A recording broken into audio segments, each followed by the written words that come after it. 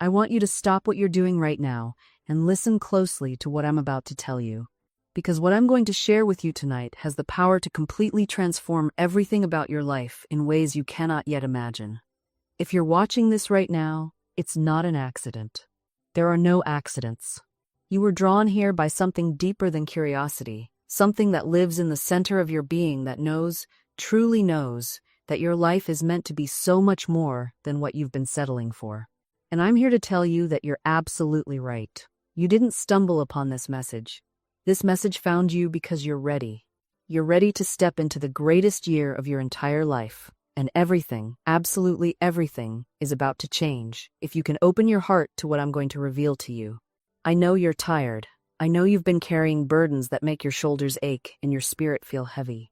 I know you've been disappointed before, that you've hoped and prayed and tried and failed, and maybe you're sitting here right now with just the tiniest flicker of hope left, wondering if anything will ever truly change. Let me tell you something that will shock you. That flicker of hope inside you right now is not small at all. It's the most powerful force in the entire universe, and it brought you here to this exact moment because you are meant to hear these words. Your life has been preparing you for this awakening. Every single struggle, every tear, every moment you thought you couldn't go on, it was all leading you here, to right now, where everything shifts. I've spent my life studying the invisible laws that govern this universe, the ones that most people never learn about because they're so busy looking at the visible world, the world of problems and limitations and fear. But there's another world, a world of infinite possibility, a world where everything you've ever wanted is already yours, just waiting for you to claim it. And in 2026, if you truly listen to what I'm sharing with you, you will finally step through the veil into that world. This isn't wishful thinking. This isn't fantasy. This is law. This is truth. And it works whether you believe it or not, but when you do believe it, when you align yourself with these principles, miracles become your daily bread. Tonight, I'm going to walk you through the most important spiritual principles I've discovered in my decades of work. Principles that have transformed thousands of lives, principles that the universe itself operates on. I'm going to tell you stories that will break your heart open and then fill it with light. I'm going to show you exactly what you need to do, not in some distant future, but starting tonight, right now, to make 2026 the year that changes everything. And I promise you, if you stay with me, if you let these words sink deep into your soul, you will never be the same person again. You're about to remember who you really are. You're about to remember what you came here to do. And you're about to discover that the power you've been searching for outside of yourself has been living inside you all along, just waiting for you to wake up and use it. Let me start by telling you something that might sound strange at first, but I need you to really hear this. Your life right now, everything in it, every circumstance, every relationship, every dollar in your bank account or not in your bank account, every bit of it is not happening to you. It's happening through you. You created it all with your words, with your thoughts, with your beliefs about what you deserve and what's possible. Now, before you get defensive, before you say, "But Florence, you don't understand. This terrible thing happened to me. I didn't choose this," let me be crystal clear. I'm not saying you consciously chose every event. I'm saying that the consciousness you've been walking around with, the beliefs you've been holding, the words you've been speaking, they have been creating your reality with absolute precision. And here's the beautiful, incredible, life-changing truth. If you created this reality, you can create a different one. Most people are walking around asleep, completely unconscious of the creative power they wield every single day with their thoughts and words. They speak lack, and they wonder why they're poor. They speak sickness, and they wonder why they're ill. They speak about how difficult relationships are, and they wonder why love eludes them. They're like someone planting thistle seeds and standing there confused about why roses aren't growing. Your word is your wand. That's what I've been teaching for years, and it's the most important thing you'll ever learn. Every word you speak is a decree, a command to the universe. And the universe, which is nothing but infinite possibility waiting to take form, says yes to whatever you decree. It doesn't judge whether your decree is good for you or bad for you. It just says yes. It just creates. And it creates exactly what you speak, what you believe, what you expect. I remember working with a woman once who came to me absolutely desperate. She'd been trying for years to meet the right partner, to find love, to have the relationship she dreamed about. And every time she met someone, it would fall apart in the same painful way.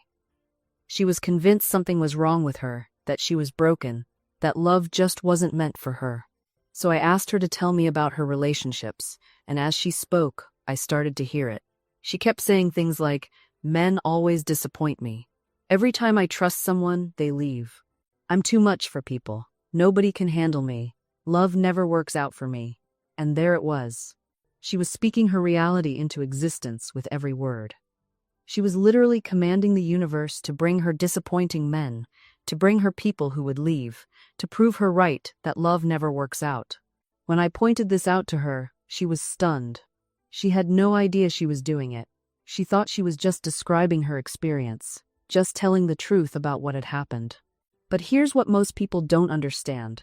When you describe your past painful experiences over and over, when you claim them as your truth, you're not just talking about what happened, you're creating what will happen. You're placing an order with the universe for more of the same.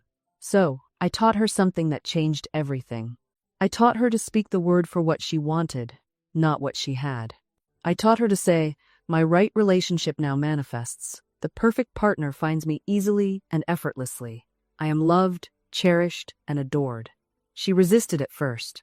It felt like lying. She said, "But Florence, I can't say that. It's not true. I haven't met him yet." And I told her, "That's exactly why you need to say it. You speak the word to create the thing, not after the thing appears."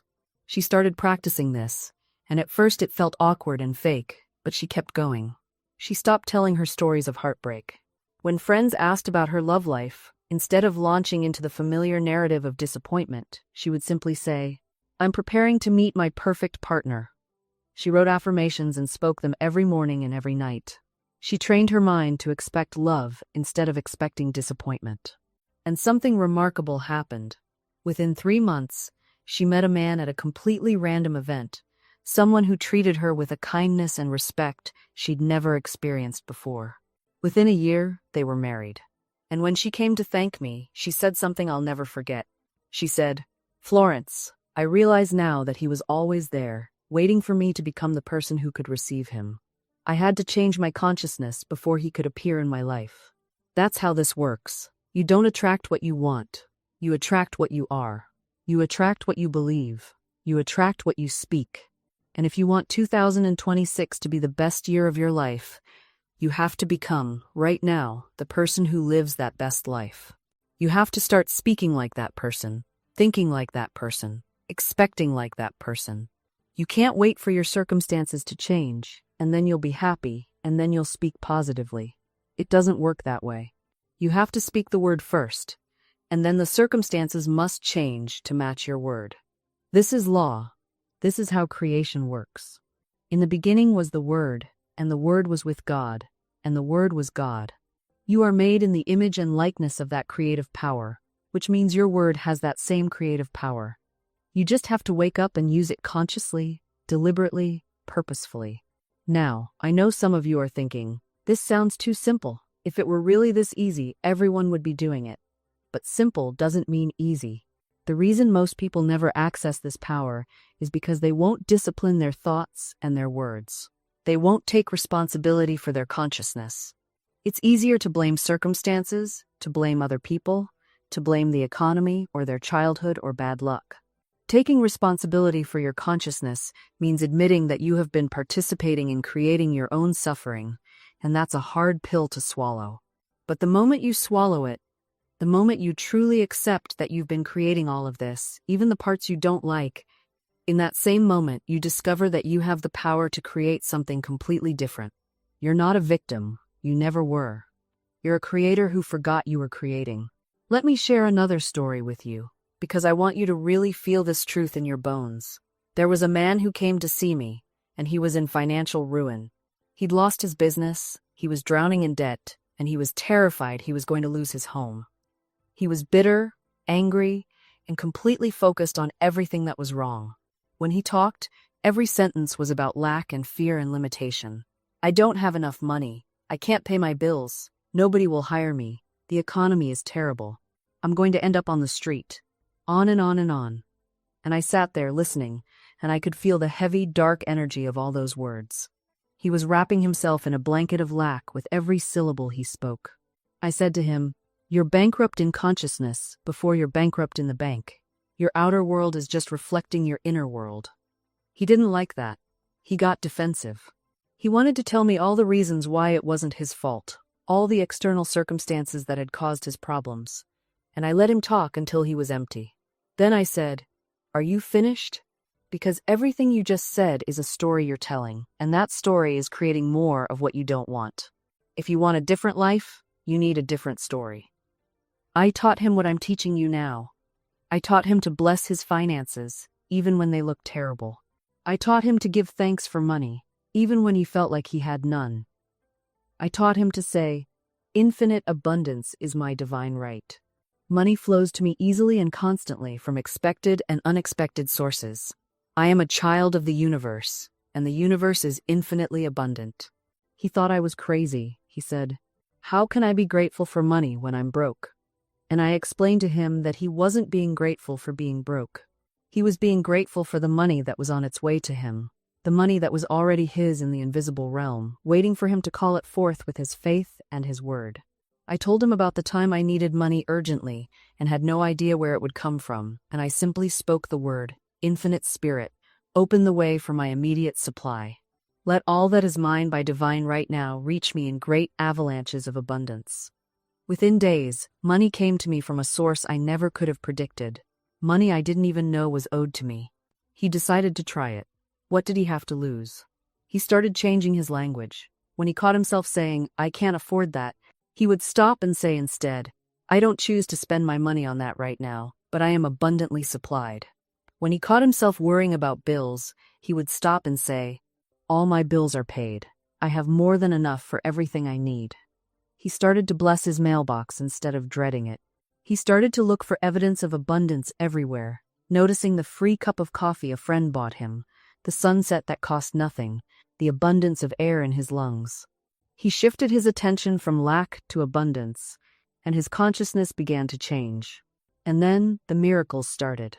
A former colleague called him out of the blue with a consulting opportunity. Someone who owed him money from years ago suddenly paid him back. He found a bank error in his favor. None of these things were coincidences. They were the universe responding to his changed consciousness. Within 6 months, he was not only out of debt, he was thriving in a new business that excited him more than anything he'd ever done before. When he came back to see me, he was a completely different man. The bitterness was gone. The fear was gone.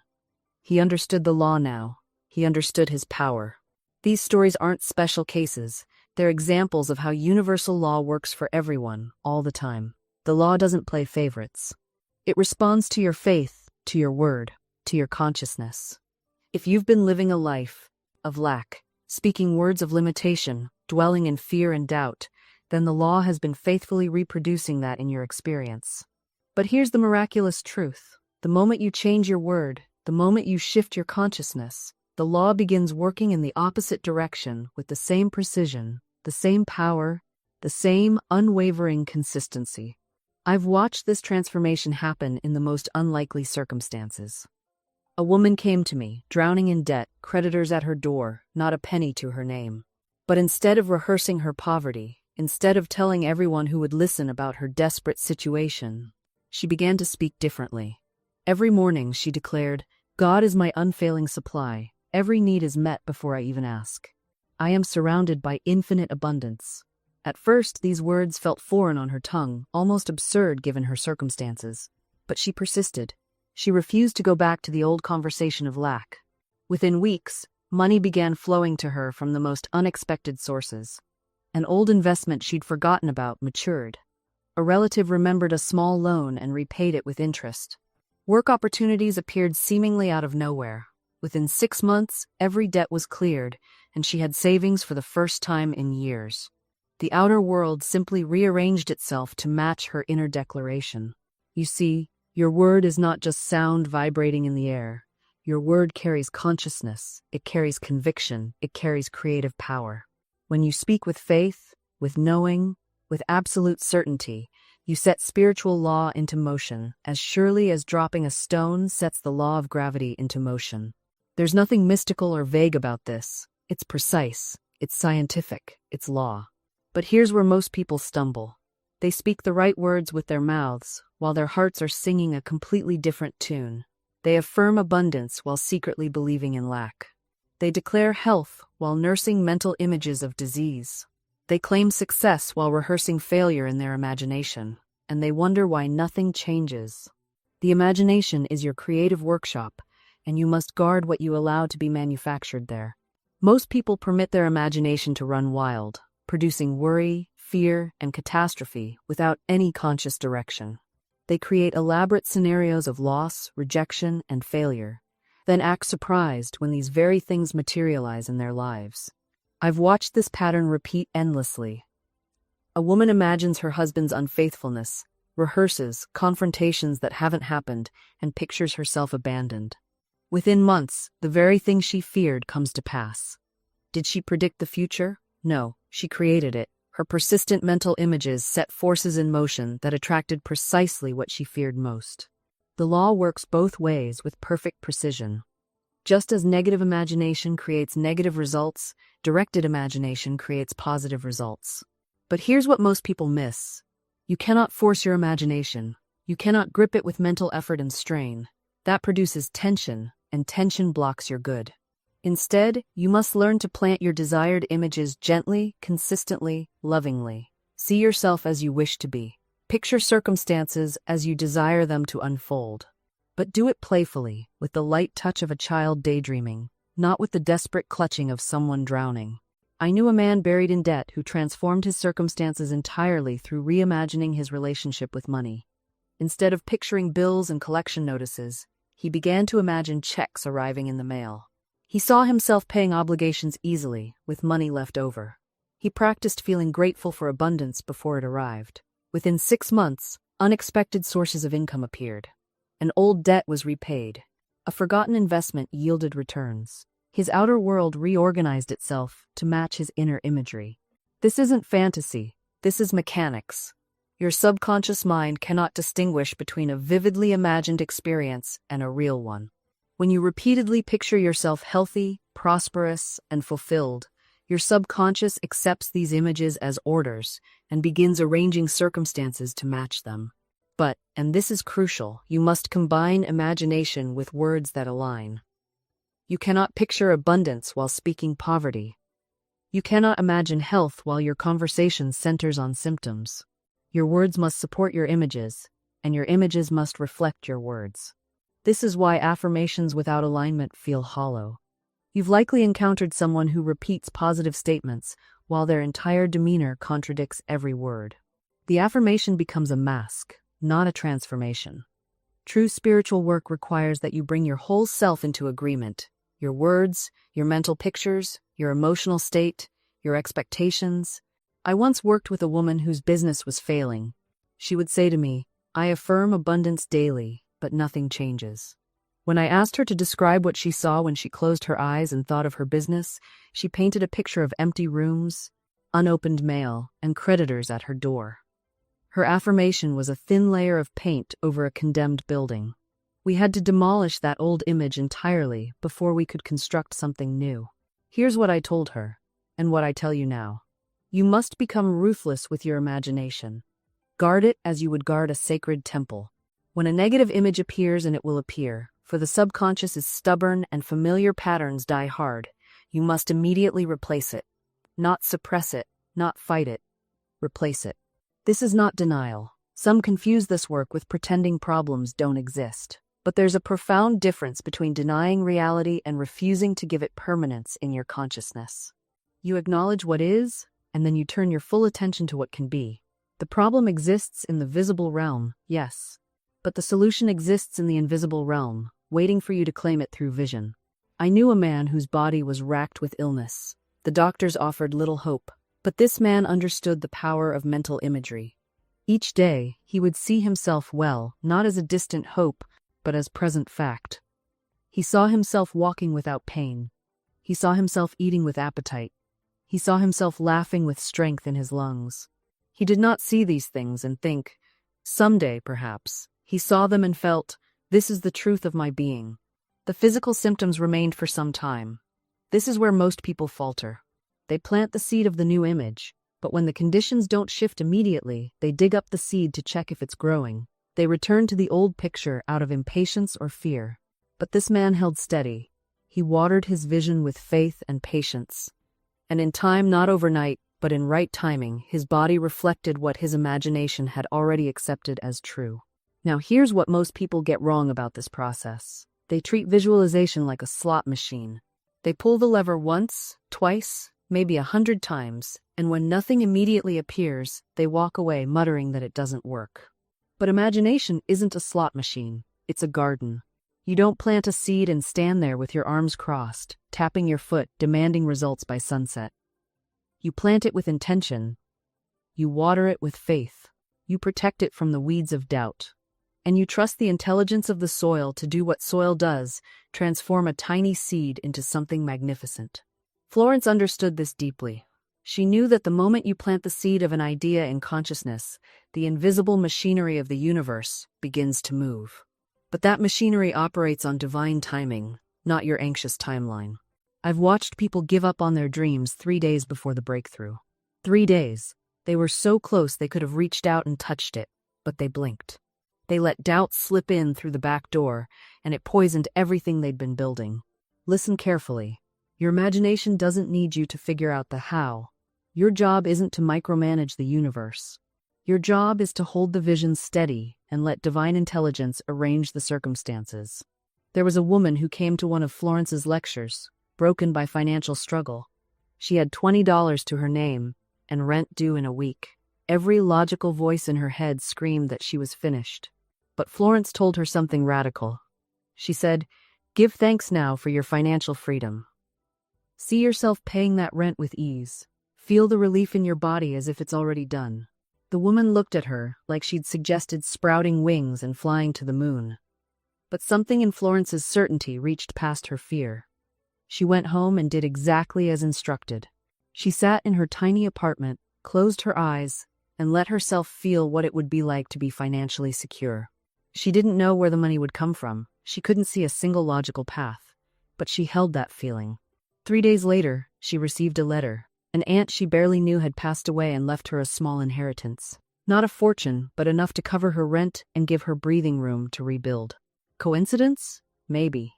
Or maybe she aligned herself with a frequency that the universe could finally match.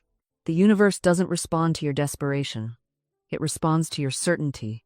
Think about how a child asks for something they truly believe they'll receive. There's no anxiety in it, no backup plan. They simply ask and then go about their day, fully expecting it to arrive. That's the state you're aiming for. Not the frantic energy of wanting, but the calm assurance of knowing. I've watched people sabotage their own manifestations at the 11th hour because they couldn't hold the frequency.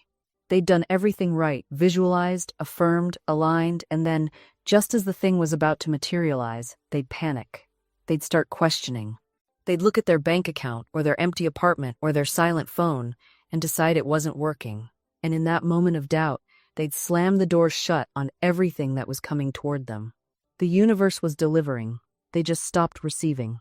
Here's what most people don't understand about manifesting. It's not a one-time declaration. It's a sustained vibration. You can't affirm abundance on Monday and then spend Tuesday through Sunday complaining about bills. You can't visualize your ideal partner and then spend your evenings scrolling through social media, bitter about everyone else's relationships. The universe reads your dominant frequency, not your occasional hopeful thought. I knew someone who wanted to travel the world but couldn't afford it. Every conversation somehow circled back to money, how expensive flights were, how impossible it all seemed, how only rich people got to do things like that. She was literally talking herself out of the very thing she claimed to want. Her words were casting a spell, and it wasn't the kind that opens doors. One day, I asked her to try something different. For 30 days, speak only as if the travel was already handled. Not, I wish I could go to Italy, but I'm so excited about my upcoming trip. Not, I can't afford that, but I'm open to unexpected opportunities. Just change the language. See what happens. 3 weeks in, a former colleague reached out about a travel writing opportunity. Expenses covered. 6 countries over 3 months. The opportunity had always existed, she just hadn't been vibrationally available for it until she changed her frequency. Your words are not just sounds you make, they're incantations. They're programming your subconscious mind and broadcasting your signal to the universe. Every time you say, I can't, you're giving an instruction. Every time you say, I am, you're claiming an identity. Think about what you've been saying about yourself lately. Not just out loud, but in your head, in that constant internal dialogue that runs from morning until night. I'm always broke. I'm terrible with money. Nothing ever works out for me. I'm just unlucky in love. These aren't casual observations. They're declarations of identity. They're contracts you're signing with the universe, agreements you're entering into with reality itself. And here's what makes this so powerful, so absolutely critical to understand. The universe doesn't judge your words as complaints or jokes or exaggerations. It receives them as orders. It treats them as truth. It says, oh, you're always broke? Let me make sure that continues to be your experience. You're terrible with money? I'll arrange circumstances to confirm that belief. This is why someone can work incredibly hard, put in twice the effort of others, and still struggle financially, while someone else seems to effortlessly attract abundance. It's not about the action alone. It's about the energetic instruction being broadcast while taking that action. You can work 14-hour days, but if you're working those hours while thinking, I have to work this hard because I'm not smart enough to make money easily, or I'll never get ahead, you're broadcasting lack while textile do, performing the actions of abundance. And the universe responds to the broadcast, not the behavior. I've watched people sabotage incredible opportunities because their internal dialogue didn't match the opportunity being presented. They'd say things like, this is too good to be true, or someone like me doesn't get chances like this, and within days or weeks, the opportunity would mysteriously fall apart. Not because it wasn't real, not because they weren't qualified, but because their words created an energetic environment that couldn't sustain the blessing. Your words are creating your atmosphere. They're establishing the conditions under which you live. And just like a plant can't thrive in toxic soil no matter how much sunlight it gets, your dreams can't flourish in an atmosphere poisoned by negative declaration. So how do we change the atmosphere? How do we shift from that heavy, doubt-filled air into something that feels light, expectant, full of possibility? We begin by becoming conscious of our words. Radically conscious. You'd be amazed at how much we speak on autopilot, letting phrases slip out without any awareness of what we're actually declaring over our lives. Start noticing, when something goes wrong, what's your immediate verbal reaction? Do you say, of course this happened to me, or I never get a break, or this is just my luck? These aren't harmless expressions of frustration. They're commands. They're instructions you're giving to the universe about what to send your way next. I had a student once who couldn't understand why financial struggle followed her everywhere. She had skills, she worked hard, she made good decisions. But every single day, multiple times a day, she'd say, I can't afford it. She said it about everything. Someone would invite her to dinner. Oh, I can't afford it. A dress she admired in a window. I can't afford it. Even things that cost $5, things well within her budget, she'd automatically respond with those 4 words. She wasn't stating facts. She was stating faith. Faith in poverty. Faith in limitation, and the universe, always faithful to our faith, kept proving her right. When she finally became aware of this pattern, she was shocked. She hadn't realized how constantly she was affirming lack. So we worked together to shift it. Instead of, I can't afford it, she began saying, I'm choosing to use my resources elsewhere right now, or simply, that's not for me. Do you see the difference? One is a declaration of powerlessness. The other is a statement of choice and discernment. Within weeks, her entire financial situation began to shift. Not because the words were magic, but because the words reflected a change in consciousness. She stopped identifying as someone who couldn't afford things and began identifying as someone who made empowered choices about her resources. The universe responded to that new identity. This is why I'm so insistent about the specific words we use. It's not about positive thinking as some kind of naive denial. It's about aligning our words with the truth of what we want to create, rather than with the evidence of what currently is. Because here's what I've observed, time and time again. The universe doesn't respond to what you think you deserve based on your past. It doesn't care about your resume of failures or your catalog of mistakes. It responds to the vibration you're sending out right now, in this present moment, through your words and your feelings. I had a woman come to me once who had been in debt for years. Deep, crushing debt that seemed to multiply no matter what she did. And every time she opened her mouth, what came out? I'll never get out of this hole. Money just slips through my fingers. I'm terrible with finances. She was speaking her financial prison into existence every single day, reinforcing the bars with every utterance. I told her, stop. Every time you're about to speak those words, catch yourself. Instead, say, I am under grace, and money comes to me easily and effortlessly. Say it even when your bank statement says otherwise. Say it especially then. She looked at me like I'd lost my mind, but she was desperate enough to try, and within months, not years, months, unexpected money began appearing. A forgotten tax refund. A small inheritance from a distant relative she barely knew. A job opportunity that doubled her income. Were these miracles? Or were they simply the natural result of her changing the signal she was broadcasting to the universe? You see, when you declare I am prosperous, you're not lying to yourself. You're stating a spiritual truth that exists beyond your current circumstances. You are, in your essential nature, connected to infinite abundance.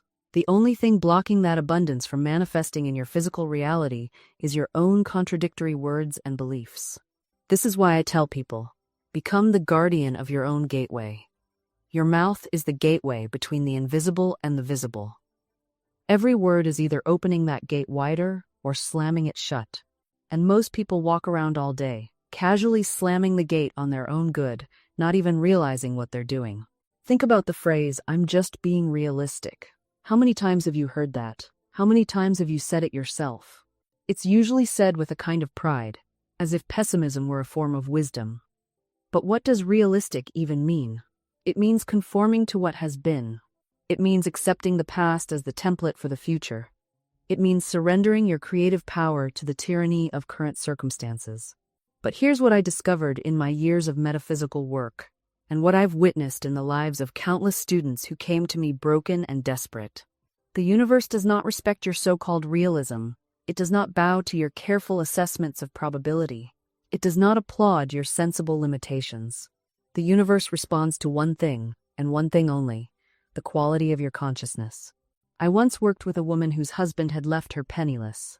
She came to me with a list, literally a written list of all the reasons she could never recover financially.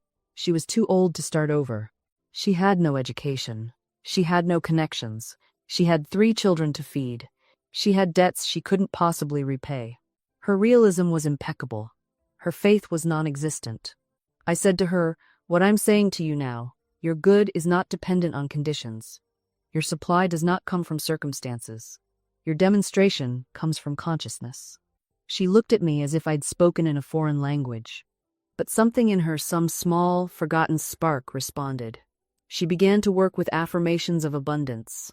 She began to declare, against all visible evidence, that her supply was endless and immediate. Within 6 months, she had inherited a property from a distant relative she hadn't spoken to in decades. Within a year, she had turned that property into a thriving business. Within 2 years, she was teaching other women how to reclaim their financial power. Was this luck? Coincidence? The skeptic would say yes, and in saying so, would close the door to their own demonstration. But I tell you this, that woman changed her consciousness first. The outer change followed the inner transformation. The universe rearranged itself to match her new mental equivalent. This is not fantasy. This is spiritual law. And yet, how many of you are sitting right now in circumstances you've accepted as permanent? How many of you have made peace with limitation? How many of you have become so reasonable, so realistic, so practical that you've forgotten you're a divine being with infinite creative power? You've become a participant in your own imprisonment. You've become the warden of your own cell. And here's what's truly tragic. You've convinced yourself that this imprisonment is safety, that this limitation is wisdom. You call it being realistic when it's actually a slow death of your imagination. You call it being mature when it's actually surrendering to mediocrity. I watch people defend their limitations with more passion than they ever defended their dreams. They'll spend hours explaining why something can't be done, why it won't work, why they're not ready, why the timing is wrong. They become lawyers for their own defeat, building case after case against their own success. But you were never meant to live like this. Your imagination wasn't given to you as a toy to be put away when you became an adult. It was given to you as the most powerful creative tool in the universe.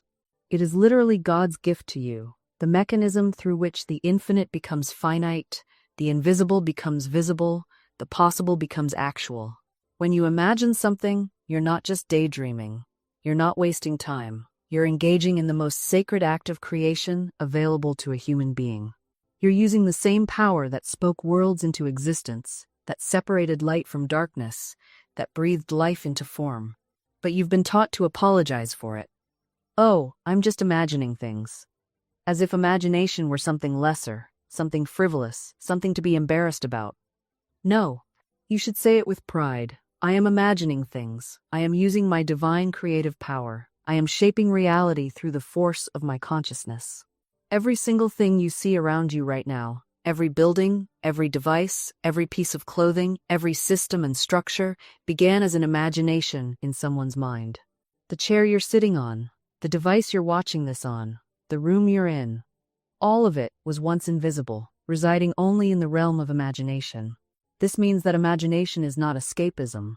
It is not fantasy. It is not daydreaming without purpose. Imagination is the preview room of your coming attractions. It is the workshop where God creates through you. It is the bridge between the invisible and the visible, between spirit and matter, between what is and what shall be. And here's where most people completely misunderstand this power. They think imagination is passive. They think it's just pictures floating through their mind with no real consequence. But I'm telling you, imagination is the most active force in your life. Your imagination is working right now, this very moment. It never stops. Even when you sleep, it continues its creative work through your dreams. The question is not whether you're using your imagination. The question is, what are you imagining? Are you imagining success or failure, health or sickness, abundance or lack, love or loneliness? Because whatever you persistently imagine, you are bringing into form. I've watched people imagine their way into poverty by constantly picturing themselves struggling. I've seen them imagine their way into sickness by dwelling on every symptom and imagining the worst outcome. I've witnessed relationships destroyed because someone kept imagining betrayal and abandonment. But I've also witnessed miracles. I knew a woman who was told she would never have children. The doctors gave her every medical reason why it was impossible. But this woman understood spiritual law. Every night before sleep, she would close her eyes and imagine holding her baby. She could feel the weight of the child in her arms. She could smell that sweet baby scent. She could hear the soft breathing. She lived in that feeling. And within a year, against all medical predictions, she held that exact baby in her arms. Was it the imagining that created the child? No. It was the fact that her imagination aligned her consciousness with the divine pattern that was already established for her in the spiritual realm. Her imagination became the magnet that drew the invisible into the visible. This is how you use the law of substitution with imagination. When fear knocks at your door with images of disaster, you don't fight the fear. You simply substitute a different image. You replace the picture of failure with the picture of success. You replace the vision of sickness with the vision of perfect health. This is not a matter of denying what exists. When you're looking at an empty bank account, I'm not asking you to pretend the numbers aren't real. When you're feeling pain in your body, I'm not suggesting you ignore genuine symptoms. What I'm teaching you is something far more powerful. You're choosing which reality you're going to energize with your attention, your emotion, your faith. The physical world is always the last to know. It's the final station where your thoughts arrive after they've traveled through the invisible realms of consciousness. By the time something appears in your material circumstances, it's already old news. It's the result of thinking you did weeks, months, sometimes years ago. So when you look at your present conditions and feel discouraged, understand this. You're looking at yesterday's thoughts made manifest. You're reading last season's newspaper. Your work now is to write today's headlines. Your work now is to impress upon your subconscious mind the images that match your heart's true desires. I knew a woman who came to me desperate about her financial situation. Her business was failing, creditors were circling, and everywhere she looked she saw evidence of her impending ruin. "I can't help but see it," she told me. "It's everywhere I turn. How can I possibly imagine abundance when lack is staring me in the face?" I said to her, "Your outer eye sees lack, that's true. But you have an inner eye, and that eye can see whatever you direct it to see. Begin to see yourself prosperous. See your business thriving, see checks arriving, see yourself paying every bill with ease and gratitude." She protested, as so many do. "But that's just fantasy, that's not real." And I replied, "Which is more real, the temporary condition that's shifting and changing every moment, or the eternal truth that God's abundance is infinite and available to all who claim it? You've been fantasizing failure for months. You've been imagining disaster with such vivid detail that you've brought it right to your doorstep. Now, you're simply going to fantasy success with the same commitment." She began the practice reluctantly, but she began. Every morning and every evening, she would sit quietly and construct detailed mental pictures of her business flourishing. She saw customers coming through her doors. She heard the telephone ringing with new orders. She felt the relief and joy of depositing money into her account. Within 3 weeks, something shifted. A major opportunity arrived not through her old contacts, but through someone completely unexpected. A client she had worked with 2 years prior, someone she'd almost forgotten about, reached out with a significant project. The money she needed arrived, not as a trickle, but as a wave. This is what I mean when I say the universe has 1,000 ways to reach you. You only need to provide one clear opening through faith. But here's where most people stumble again. They receive their demonstration, they celebrate for a moment, and then immediately they slip back into the old consciousness of lack. They think, well, that was lucky, but what about next month? And the wheel of worry begins spinning once more. True mastery means understanding that this principle is not a one-time event. It's not about getting lucky. It's about establishing yourself in a consciousness of permanent supply. You must come to know, deep in your bones, that abundance is your natural state. I've watched people demonstrate one success after another, yet remain inwardly anxious. They're like someone standing in a river, dying of thirst. The supply is all around them, flowing constantly, but they haven't learned to drink. The ancient wisdom tells us that we live and move and have our being in an infinite ocean of substance. This isn't poetry. This isn't metaphor meant to comfort you. This is literal truth about the nature of reality. Every atom of the universe responds to consciousness. Your word, spoken with faith and understanding, sets invisible forces into motion. You are not begging a distant deity for favors. You are activating a law as precise as gravity, as dependable as mathematics. When you say, "My supply comes from God, and now appears in perfect divine order," you're not making a wish. You're stating a fact that the universe must honor. You're reminding yourself of what's already true. I knew a man who transformed his entire life through one single realization. For years, he had struggled with poverty consciousness. He worked hard, saved carefully, yet never seemed to get ahead. There was always an unexpected bill, always an emergency that drained his resources. One day, after studying these principles, something clicked for him. He realized he had been living from a belief in limited supply, the idea that there was only so much to go around, and he had to fight for his share. He began a new practice. Every morning, he spoke aloud, "Infinite Spirit, open the way for my right work, my right wealth, my right home. Give me a definite lead, and let me know if there's anything for me to do." He didn't beg. He didn't plead. He simply stated his claim with quiet authority, as one might order from a menu in a fine restaurant. Within weeks, opportunities appeared that had been invisible to him before: a business contact, a chance meeting, a door opening where there had seemed to be only wall. The universe had been waiting for him to change his inner conversation. You see, most people think manifestation is about vision boards and affirmations alone, but those are merely tools. The real work is the subtraction, removing the false beliefs that contradict your good. It's not about adding more faith, it's about removing the doubt that blocks what already wants to reach you. I worked with a woman who had been chronically ill for years. Doctors found nothing wrong, yet she suffered. When we explored her thought life, we discovered she had been carrying a deep resentment toward her sister for over a decade. That resentment had calcified into a physical condition, her body literally bearing the weight of unforgiveness. I told her what I tell you now. Resentment is like drinking poison and expecting the other person to die. It's a form of self-destruction masked as moral superiority. She resisted at first. But I was wronged, she insisted. My sister doesn't deserve forgiveness. Forgiveness, I explained, isn't about what anyone deserves. It's about what you deserve: freedom, health, peace. Every moment you hold on to that grievance, you're volunteering for continued suffering. We began a daily practice. She would say, I fully and freely forgive my sister. I release this situation to divine love. I am free, and she is free. At first, the words felt hollow, even dishonest, but she persisted. Within 3 months, her symptoms began to diminish. Within 6, they had disappeared entirely. Her sister never changed, never apologized, but she was healed because she withdrew her energy from the old story. This is what I call the sovereignty of self. You do not need anyone else to change for you to be free. You do not need apologies. You do not need admissions of wrongdoing.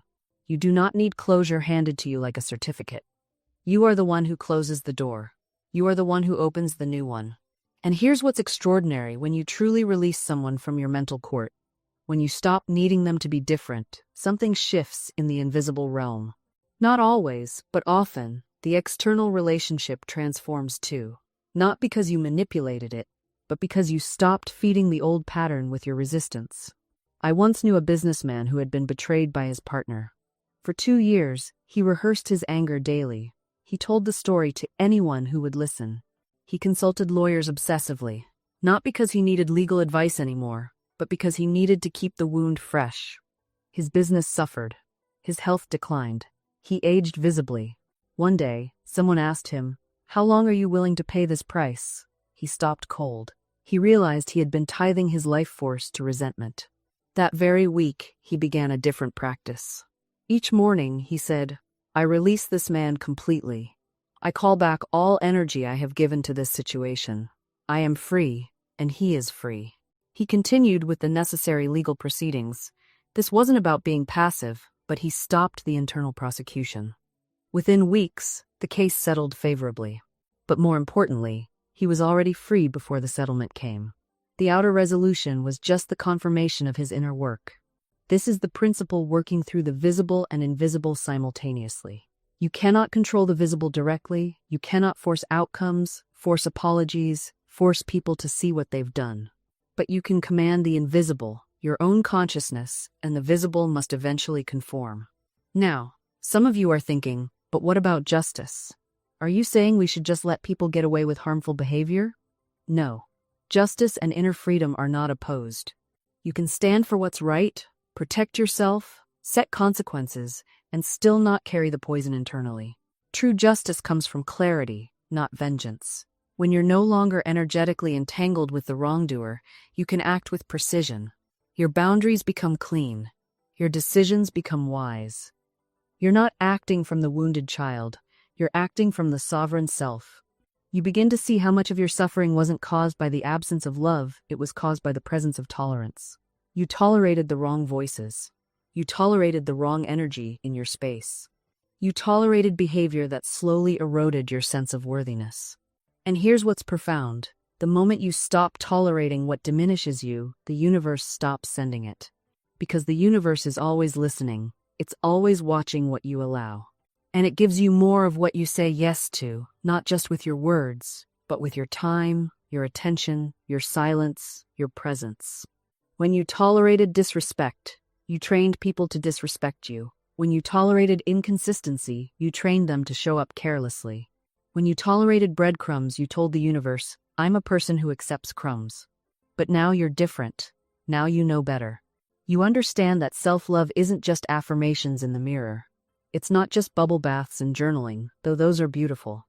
Self-love is the boundary you hold when someone tries to guilt you into shrinking. Self-love is the no you speak when everything in you wants to be liked. Self-love is walking away from what feels good in the moment, but destroys you over time. This is where your power lives, not in controlling others, but in refusing to abandon yourself to keep them comfortable. I've watched people transform their entire lives by changing one thing. They stopped explaining themselves to people who were committed to misunderstanding them. They stopped defending their boundaries to those who had no intention of respecting them. They stopped performing worthiness for an audience that would never applaud. And what happened? Space opened. Clarity came. The right people appeared not because they hunted for them, but because they became unavailable to the wrong ones.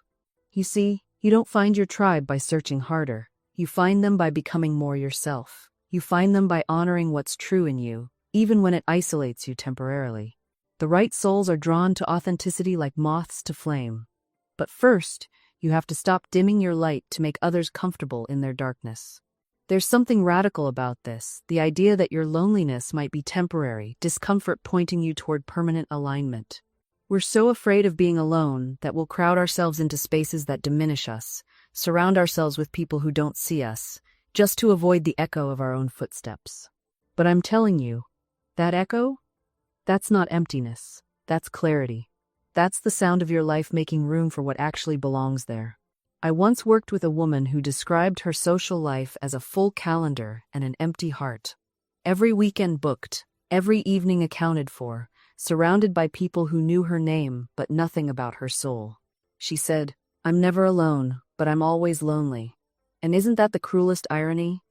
You can be drowning in company and still gasping for connection. The shift happened when she started asking a different question. Not, how do I find my people, but how do I become someone my people would recognize? Because here's what we miss. Authentic connection requires an authentic self. You can't find your tribe while wearing a mask. They'll connect with the mask, not with you, and you'll still feel alone in a crowded room. So she started small. She stopped accepting every invitation out of obligation. She started speaking her actual opinions, not the softened versions designed to keep peace. She shared her weird interests, her unconventional thoughts, the parts of herself she'd been hiding because they didn't fit the group aesthetic. And yes, some people drifted away. Some friendships revealed themselves as acquaintanceships held together by convenience rather than connection. It hurt. She had moments of panic, wondering if she'd made a terrible mistake, if she should apologize and squeeze herself back into those old, uncomfortable spaces. But then something remarkable happened. The emptiness she'd created became an invitation. People she'd never noticed before started appearing. People who resonated with her actual frequency, not the false signal she'd been broadcasting. Conversations deepened. Laughter felt genuine. Silence became comfortable instead of awkward. She told me, "I have fewer friends now, but I'm not lonely anymore. I'd rather have 3 people who know me than 30 who don't." The truth is, we've been conditioned to believe that saying yes makes us good people, that declining an invitation makes us difficult, that protecting our energy is somehow selfish. But I've watched too many people collapse under the weight of obligations they never truly wanted to carry. There's a woman I know who spent years volunteering for every committee, every fundraiser, every neighborhood project. She wore her busyness like a badge of honor. Then one day, her body simply refused to cooperate anymore. The fatigue wasn't just physical, it was existential. Her soul was sending her a message she'd ignored for decades. During her recovery, she learned something radical. Her worth wasn't tied to her usefulness. She didn't have to earn her place at the table by perpetually serving everyone else. And when she finally started saying no, gently, firmly, without lengthy explanations, something surprising happened. The people who truly cared about her respected it. The ones who didn't, they revealed themselves. That's the thing about boundaries.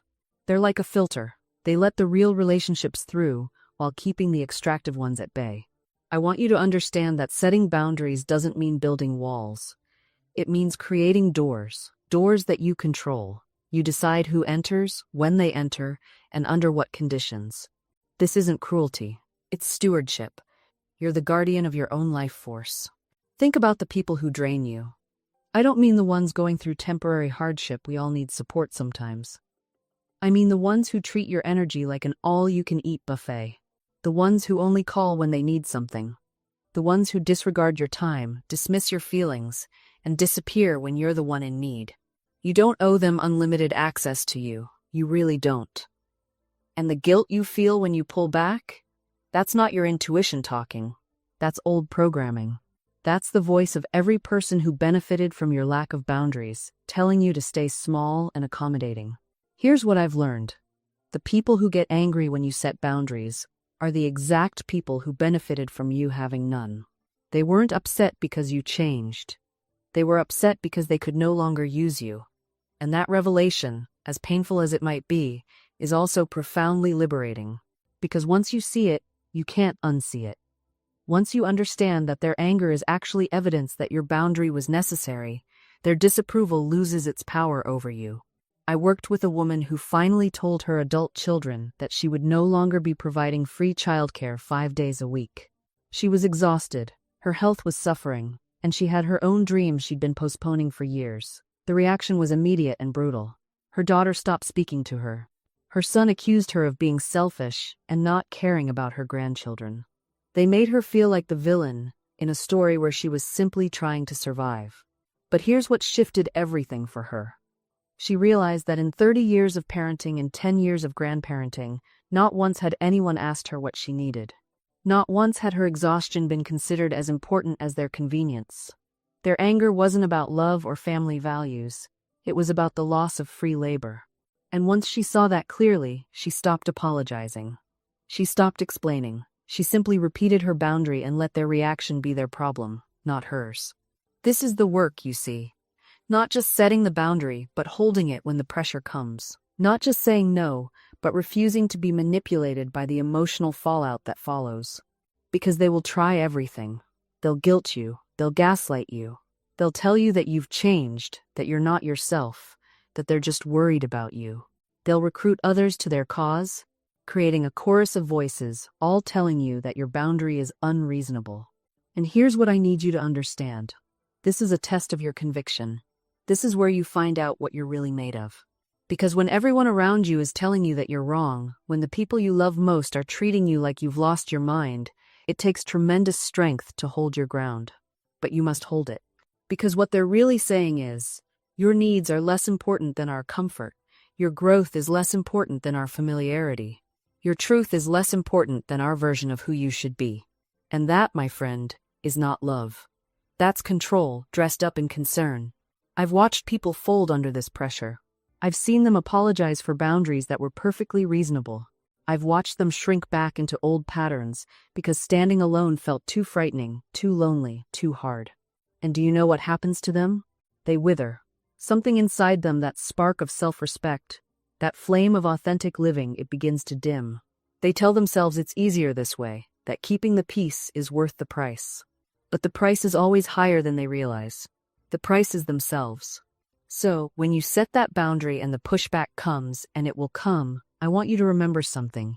Their reaction is not evidence that your boundary is wrong. Their discomfort is not proof that you've made a mistake. Their reaction is simply information. It's showing you how much they've benefited from your boundarylessness. It's revealing how much they've relied on your flexibility, your accommodation, your willingness to shrink. And now that you're refusing to shrink anymore, they're panicking. Let them panic. Your job is not to manage their emotions. Your job is not to make this comfortable for them. Your job is to stay true to the decision you've made, to honor the self-respect you're cultivating, to protect the life you're trying to build. Because here's what happens when you hold firm. Eventually, people adjust. Not always, not everyone. But the ones who truly care about you, the ones who are capable of healthy relationship, they recalibrate. They learn that this is the new reality. They discover that they can respect your limits and still have connection with you. And the ones who can't, the ones who only wanted you on their terms, you learn to live without them. And that loss, as painful as it may be, creates space for something far more valuable. People who love you as you actually are, not as they need you to be. You realize that the people who truly matter don't require you to be smaller, quieter, or more convenient. They don't need you to apologize for taking up space or for having needs of your own. They celebrate your growth instead of feeling threatened by it. They meet your honesty with honesty, your vulnerability with respect. And here's what changes everything. You begin to attract these people naturally. Not because you're performing perfectly, but because you're finally being authentic. When you stop pretending, you become a magnet for others who've also stopped pretending. When you set boundaries, you attract people who respect boundaries. When you honor your own needs, you connect with people who understand that relationships aren't about self-erasure. The energy you once spent maintaining false versions of yourself becomes available for genuine connection. The anxiety you felt, trying to read minds and anticipate reactions, dissolves because you're simply present, simply honest. You discover that real intimacy doesn't happen in spite of boundaries, it happens because of them. You also learn something unexpected. People-pleasing wasn't just hurting you, it was actually disrespecting the people around you. Every time you said yes when you meant no, you denied them the opportunity to know the real you. Every time you hid your truth to avoid their discomfort, you treated them like fragile children instead of capable adults. Every time you twisted yourself into shapes to fit their expectations, you robbed them of an authentic relationship. True respect means trusting people with your truth. It means believing they can handle your boundaries, your needs, your authentic self. And if they can't, that's information. That's clarity. That's not a failure on your part, it's a revelation about the relationship's true capacity. You begin to see that the people who make you feel guilty for having boundaries are often the ones who benefited most from your lack of them. The ones who call you selfish for prioritizing your well-being are usually the ones who took advantage of your selflessness. Their resistance to your growth isn't about your character, it's about their comfort being disrupted. And here's what nobody tells you about this realization. It doesn't have to make you bitter. It can make you clear. Crystal clear about who you're becoming and what you'll no longer tolerate. When you stop explaining yourself to people who are determined to misunderstand you, something shifts. You reclaim energy you didn't even know you were losing. All those rehearsed conversations in your head, the preemptive defenses, the constant justifications, they dissolve. You realize that your choices don't require a jury. Your boundaries don't need unanimous approval. I've watched people transform the moment they grasped this truth. They stopped posting explanations on social media about why they couldn't attend every event. They stopped writing paragraph-long text messages defending their decisions. They simply said, "I won't be able to make it," and left it at that. And the sky didn't fall. Relationships that were real remained. Connections built on manipulation faded. The sorting happened naturally. This is the part where you learn that disappointing others isn't cruelty, it's honesty. It's saying, "I can't pour from an empty cup," and meaning it. It's recognizing that you've been treating everyone else's comfort as sacred while treating your own as negotiable, and deciding that equation no longer works. The people who truly love you will adjust. They might stumble at first, confused by this version of you who no longer bends into impossible shapes. But if the foundation is genuine, they'll recalibrate. They'll learn that no doesn't mean I don't love you, it means I'm learning to love myself too. And those who can't adjust, those who keep pushing, testing, demanding proof of your loyalty through self-sacrifice, they're showing you exactly who they are. Believe them. Not with anger, but with clarity. Not with resentment, but with the quiet understanding that not everyone is meant to walk with you into this next chapter. And here's what I know to be true. What I've seen proven again and again in my own life and in the lives of those I've counseled. The moment you accept this truth, the moment you stop forcing connections that have expired, something miraculous happens. Space opens up. Not empty space, not lonely space, but sacred space. The kind of space where new relationships can take root, where people who are aligned with your evolution can find you, where connections based on who you're becoming, not who you used to be, can flourish. I've watched it happen so many times. The woman who finally stopped trying to maintain friendships that drained her discovered a community of women who celebrated her growth. The man who released his need to be understood by his old circle found mentors who saw his potential immediately. The couple who stopped forcing compatibility with friends who undermined their relationship attracted couples who inspired them. The universe abhors a vacuum, but it also honors boundaries. When you make space, when you release what's no longer serving you, you're not just removing something. You're declaring something. You're announcing to the universe, I am ready for what matches this new frequency. I am available for relationships that reflect my current truth. And the universe always responds to such declarations. But you must trust the transition. You must be willing to walk through that season where your circle gets smaller before it expands again. Where Saturday nights might be quieter, where your phone buzzes less frequently, where you're learning to be comfortable in your own company, in your own knowing, without the constant validation of a crowd that no longer sees you clearly. This is not loss. This is refinement. This is the necessary pruning that every growing thing experiences. The gardener doesn't mourn the branches she cuts away. She knows she's directing the plant's energy toward more fruitful growth. You are that plant, and you are also that gardener. You have both the wisdom to know what must be released and the power to make that release with intention. Some people will judge you for this. They'll call you different, changed, too much. They'll say you've outgrown yourself, as if that were possible, as if evolution were a crime. Let them. Their discomfort with your growth is not your responsibility to manage. Your only responsibility is to keep walking your path with integrity and love, to honor the voice within that called you forward in the first place. That voice doesn't fade because someone else can't hear it. It doesn't diminish because others choose not to listen to their own. I've watched people tie themselves in knots trying to prove they're still the same person they were before their awakening. They apologize for their boundaries. They shrink their vocabulary. They hide their books, dim their light, pretend they haven't seen what they've seen, and for what? To make others comfortable with staying asleep? There's a difference between humility and self-betrayal. Humility says, I'm still learning, still growing, still imperfect. Self-betrayal says, I'll pretend I haven't learned anything so you won't feel uncomfortable. One is grace, the other is violence against your own soul. You don't owe anyone access to the new rooms you've discovered in your consciousness. You don't need to give tours of your inner temple to people who'd only vandalize the walls with their skepticism. Some spaces are sacred, some transformations are private, some truths are pearls, and we're instructed clearly about where not to cast them. This doesn't make you elitist. It makes you wise. There's a season for sharing and a season for protecting what's tender and new. A gardener doesn't invite everyone to trample through the seedlings. She waits until the roots are strong, until the plants can withstand the elements. Your transformation is still taking root. Give it time, give it protection, give it the silence and space it needs to become unshakable. Then, when you're ready, when you're rooted deeply enough that no storm of opinion can uproot you, share if you feel called, but share from overflow, not from a need to justify yourself. And if the sharing never comes, if you're meant to simply live your transformation rather than broadcast it, that's equally valid. Not everyone is meant to teach.